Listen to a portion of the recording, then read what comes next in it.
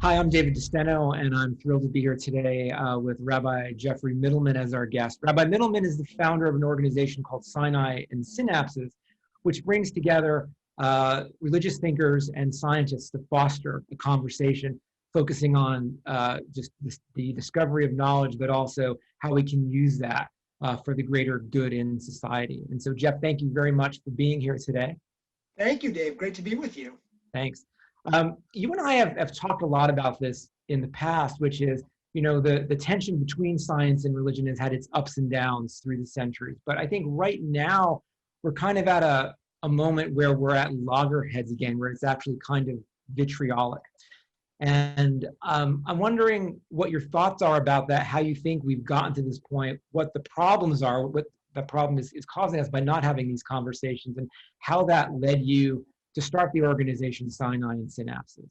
Sure. I'm happy to be able to answer that. And I think it's a key question that we're grappling with in American society right now, because ideology has actually become identity. What we believe has really become sort of who we are, and that becomes calcified in a lot of ways. There's a perception that I'm on one side or the other.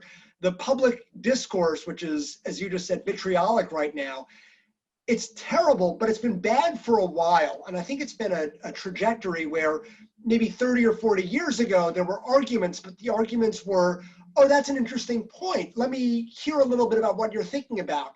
And then that became, I'm right. And then it became, I'm right, you're wrong. And then that became, I'm right, you're stupid. And it's now, I'm right, you're evil. And what's actually happened in a lot of ways is the science and religion discussion is a proxy for a larger discussion that we're having in society right now, where I think it's a false perception, but there's a perception that there's two sides. One side is viewed as scientific and educated and liberal, and the other side is viewed as religious and uneducated and conservative. And there's a belief that if you buy anything from either of those columns, you've got to buy everything in that column. And you get even more points if you demonize the other side. And that's made it impossible to talk to people that we may disagree with. It allows us or rather it prevents us from being able to think about different ideologies and how different ideologies may actually help us in a lot of different ways, because it becomes a question of protecting your own identity. And it's preventing us from addressing some of the biggest questions that we're grappling with, like climate change and artificial intelligence and the rapid development of all of these technological advancements that are going faster than what we humans can really deal with. We've actually lost that ability to really stop and reflect and think through, where can I find wisdom from all the different sides that I need. Yeah, and I think, to my way of thinking, that's the problem. If you look at, I think, the American populace in general, they're not as fractionated as that. There are a lot of people who value science, but also take some comfort in their faith, or at least aspects of it. If you look at the research by Pew, a lot of Americans identify as religious, or less so now, even more spiritually, if not tied to the more traditional religions. But if you look on Twitter, as you're saying, it's all one way or all the other. We have the rise of the new atheists saying everything about religion is bad. And on the other side, fundamentalists saying that all science is bad. And I think that prevents people like you and me from drawing people into the discussion of what is it about these practices that can actually lead to fulfillment. I mean, if you look at the Pew data, what you'll see is people who are engaged in religion, not people who say, I am religious, but who actually are engaged in the daily practices and activities of their faith. They're happier, they're healthier.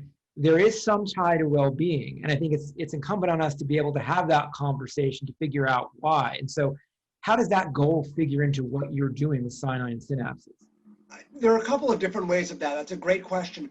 One of them is that a lot of the conflict is actually not with the other side, but with the perception that the other side thinks there's a conflict. And so how can we actually say, wait a second, I'm thinking about these questions in a more nuanced kind of way, and how can I bridge that world?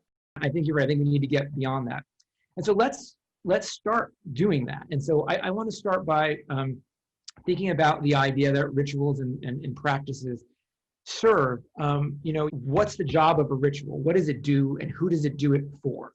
And once you know that, even if you want to take it away from the underlying theology, you can use it for different purposes.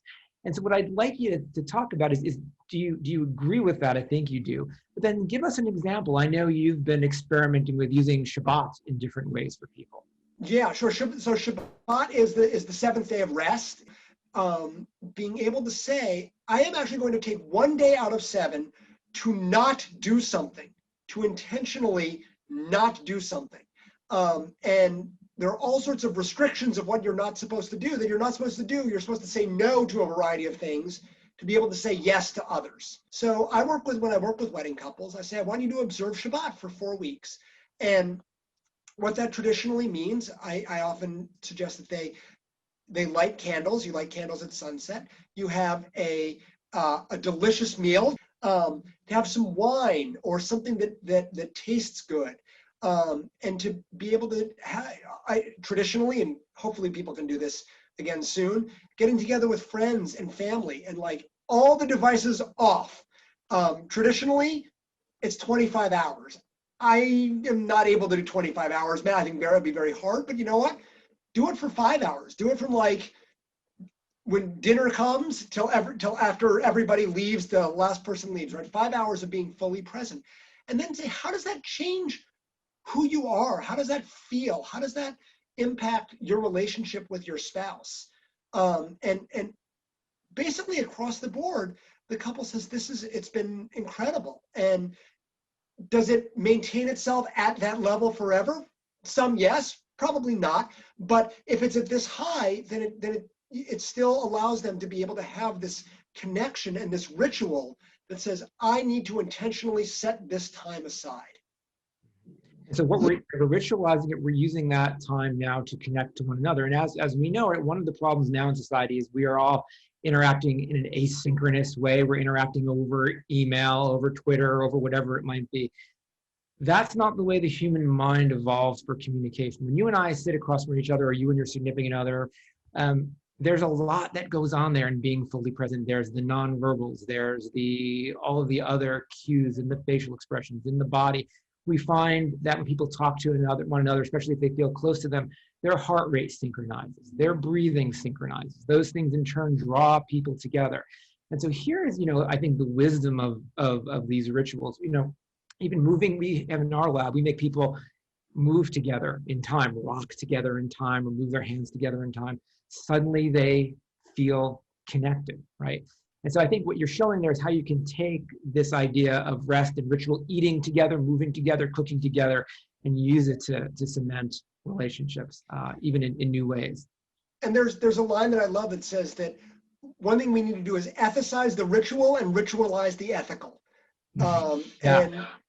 And I think that ritual gets a bad rap, but ritual is hugely powerful. I might forget to brush my teeth if I didn't know that when I wake up in the morning, I got to brush my teeth, right? I might forget to do certain things if I didn't say, oh, right, it's 11 o'clock. This is my coffee break, right?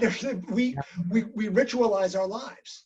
We do. And, in the psychological literature or the behavioral science literature, we spend a lot of our time talking about nudges, right? Nudges a certain thing that makes me behave more ethically or not, or save more money or not.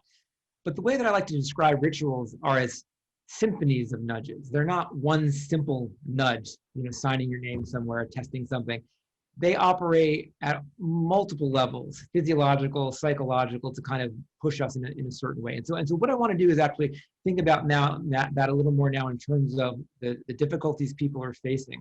Right now it's a time of COVID-19, and many people have experienced grief. Many people are thinking about loss. Will they be here next year? And so as we have this conversation, it's right after Yom Kippur.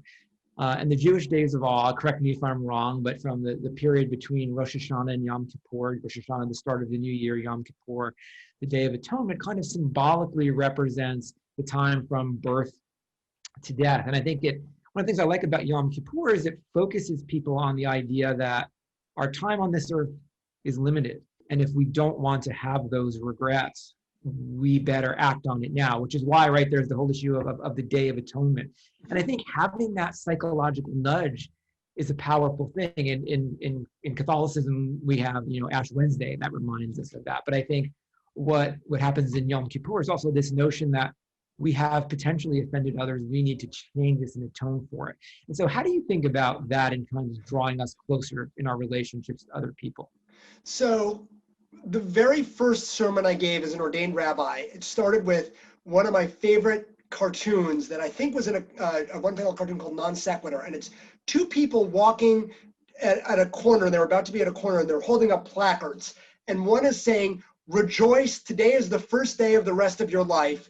And the other is holding up a sign that says, "Repent, today may be the last day of your life." And they were about to meet. It was called the Philosophical Showdown. Mhm. And what's wonderful is that they are both true. And so being able to be forced to think about both of those things, both of the idea that I have an opportunity to have a new beginning on Rosh Hashanah, and this may be my last day on earth. What do I want to stand for? How do I want to act? What do I want to use my time for? That's an incredibly powerful And there's juxtaposition. a notion, is there not, and so I'm not Jewish, so I apologize for any ignorance that I might have, but isn't there a notion that there's something written and then on Yom Kippur it is sealed? And so the notion, if I'm understanding, is in this time we're making you think about this and you have time to make those changes. And as you said, here's the language, right? Because people, as part of the service, right, you've told me this, they admit together communally, right, that I've sinned in this way and sinned in that way. And recognizing those is the first step toward changing. Mm-hmm. And it's also interesting that it's actually not I've done this, it's all we've done this. We've sinned. And actually the Hebrew that they talk about, the Hebrew is chet, which is translated as sin, but that has its own Christian connotation. A better translation is we've missed the mark. So it's not how can we be good, it's how can we be better. Let me move on to one more thing before we end, and that is something else that is unfortunate right now. A lot of people have passed or known someone who's passed as a result of COVID in general. And one of the things that I've come to admire is the ritual and practice of shiva. It's just, to me, understanding the psychological literature, the way it works, it hits so many of the buttons that we know helps people through grief. So a friend of mine is George Bonanno, who's a psychologist at Columbia University, one of the nation's leading experts on grief and bereavement.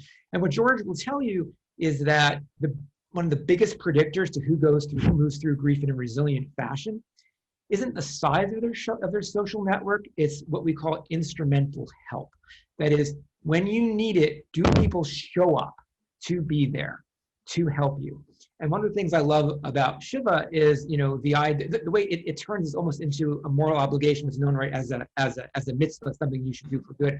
People have to come, they have to be together for the minions to say prayers, you bring food. These people are never alone. But I'm wondering if you could speak a little bit to the way Shiva works and how you see it helping move people through grief.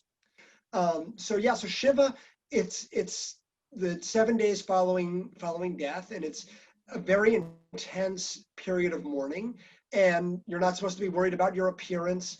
But it is one of those things that if you are part of this community, they don't have a choice. They are obligated to be able to bring food and show up. And one of the things that happens is saying a prayer called the Mourner's Kaddish. And the Mourner's Kaddish is a prayer that only the mourners say, but it can be said only in a community of 10, in what's called a minyan. And so so that also means that, okay, we need to make sure we can find 9 other people to say Kaddish with you. In other words, we need to make sure that there is a community here to support you to be able to say and this. That happens kind of automatically, right? The mourners don't need to organize it, right? It is, Right. It makes sure people are always there. And then the time element to me is also very impressive because there's the 7 days of intense grieving. Then you enter, and I'm not sure if I'm pronouncing it correctly, this 30-day period of shloshim. Is that how you say it? Shloshim, yep, which means 30, yep. Right, which is kind of, so at the end of 7 days, people go out, the mourners, and they traditionally walk around the block, and it's kind of a sign to the community that we're beyond this. But then we're in this transitional period, and it eases people back into the community slowly. And the thing I love about that is, in Victorian times, there was this custom about how you would dress in grief. And so when someone died immediately, you would wear black. But then after a certain amount of time, you would wear gray. And then after 6 months, you would wear lavender, right, or mauve, and which is called you were in half mourning. You were kind of coming back, but you weren't fully ready. And then finally back to light clothes. And the beauty of that is it let people know where you were. Right? Part of the hard part about giving comfort to people is knowing where they are in their grief. What do you say? How do you treat them? And my sense from the outside is that Shiva also kind of normalizes that, right, at different periods. And it's exactly right. And then for 11 months after that, you say mourner's Kaddish for your family member, and then it's once a year after that. But one of the other obligations is that you wait for the mourner to start the conversation. And that's the beauty of Shiva to me, is that it is really focused not on the deceased, but on the mourner. You know, the thing to take from this, right, even if you're not Jewish, is some of these elements have nothing to do in terms of doing them, the on the ground practice of them, the theology of it. And so whether you make it a practice in your family or in your friends, or if you know someone who has a family who has lost someone to COVID or to any other tragic event, these are things that you can do, right? Bring them food, step up, give them that instrumental help. Yes, it's ritualized here, but you can just make it a family practice or a practice among your friends and your social group to do this. Give them the space, understand the time to have them reorient and come back to the community. And so I think, my sense in doing these types of conversations is, let's figure out how different religions have provided these tools, but also how we can make them available to people to use in different ways. And so, Jeff, thank you very much for joining us. I appreciate your wisdom and insight. Thank you, Dave. This was wonderful.